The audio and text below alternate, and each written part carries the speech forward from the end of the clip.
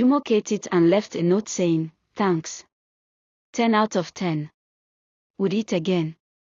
Amina posted a fine picture on Instagram. Jumok commented, "You try. Filter almost helped you."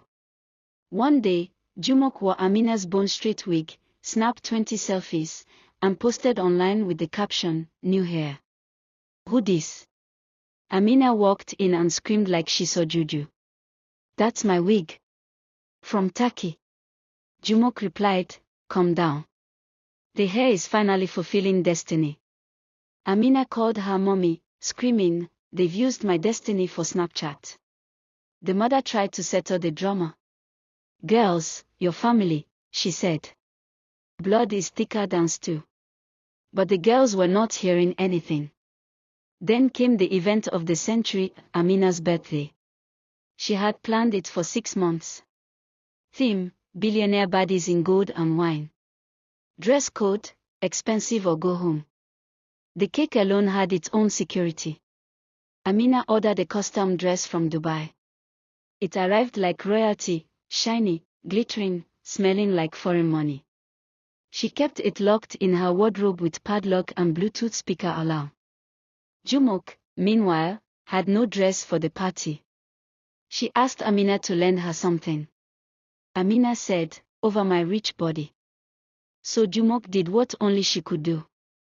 On the morning of the party, while Amina was busy doing 4-hour makeup, Jumok sneaked into her room, took the Dubai dress, wore it, and walked confidently to the Suya spot at the junction.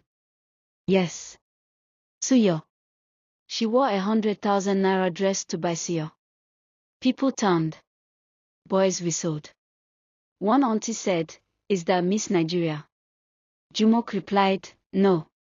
No Miss Pepper Soup." She walked back into the compound licking meat and dripping oil like blessing. Amina saw her through the window and nearly fainted. "You wore my dress. For what?" Jumok shrugged. "Quick errand." The breeze helped the fitting. Amina screamed, "Thunder will fire this cousinship." She grabbed broom, mop, charger cable, anything, and chased Jumok like a Nollywood actress running from the village shrine. Jumok ran. Suya was flying. The dress was turning red with oil. Guests started arriving. But the birthday girl was fighting in the backyard. The MC stood confused with the mic, whispering, "Are we still celebrating?" By the time the chaos ended, the cake melted, one wig was hanging on the gate, and Jumok was banned from touching anything with sequins. That same night after the birthday disaster, when Suya and Dubai dress had nearly ruined their family name, Amina's mommy called an emergency family meeting. She didn't shout. She didn't frown.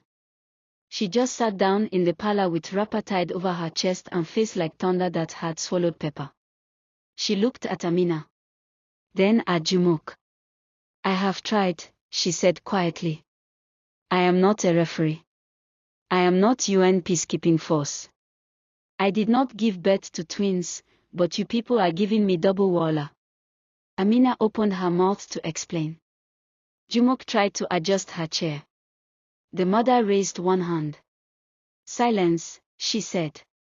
"Let me not hear another pin drop, or both of you will go and live in the village with grandma, where there's no Wi-Fi, no Uber, no AC, and the only entertainment is hearing goats argue." That was the first time the two girls kept completely still. Even their eyebrows stopped moving.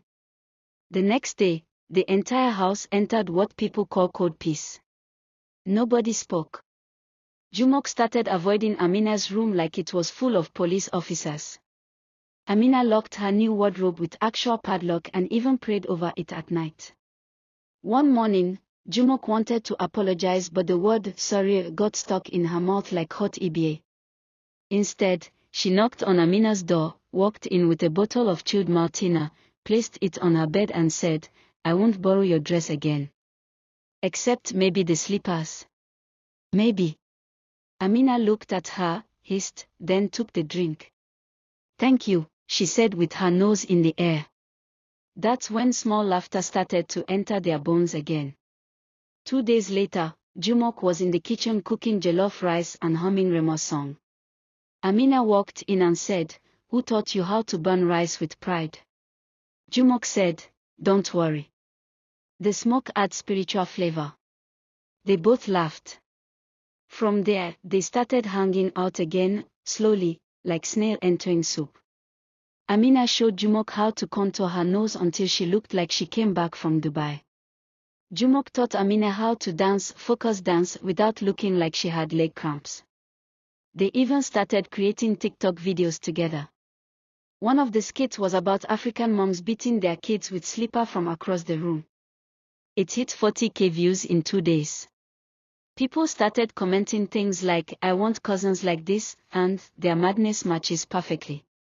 Peace had returned, mostly. One day, Jumok gave Amina a wrapper and said, "Use this one next time you're going for market woman photo shoot. It brings out your local beauty." Amina replied, "Thank you. At least I don't wear bone straight wig to boil indomie." Jumok rolled her eyes. "I only did that once. The wig was passing by and my head collected it." Sometimes they still argued, but now it was over who had better eyelashes, or who used up the last indomie, or who left the Bluetooth speaker playing Whisket all night. The biggest change happened one Saturday evening. They both sat on the balcony, sipping zobo and watching the neighbor's cat try to fight a chicken. Jumok suddenly said, "That birthday dress. I know I went too far. But I swear, I didn't plan to stain it with Suya oil." Amina looked at her and said, "You wore it with red lipstick, white shoe, and confidence. That's not mistake. That's spiritual boldness." Jumok laughed. "I don't know what entered me. I think it was hunger." The Suya man added extra onions. Amina couldn't hold her laugh either. "You disgraced me worldwide. That dress was supposed to be my big moment. But look at us now," Jumok said. "We've become viral comedians. We made more followers from the fight than from the birthday." Amina smiled. "You're still mad, but I like the way you add pepper to life." Jumok winked. "You're still proud, but I like the way you use dictionary words when you're angry." From that day forward, the cousins became something they never imagined, friends.